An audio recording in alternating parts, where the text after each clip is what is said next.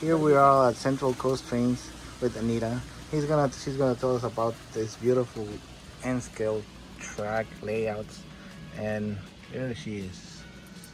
They were originated from Jim Fitzgerald, and my first late husband, Bill Walter, has made them here to keep my store going. This is a 20 by 5 foot modular N-track layout, and it's just whatever anybody's imagination goes for these.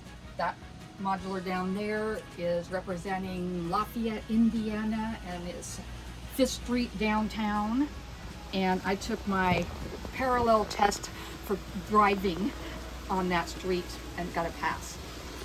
The yards on the other side were built for the convention down in Long Beach, so that was the staging yard used for everybody changing out the trains on the layouts.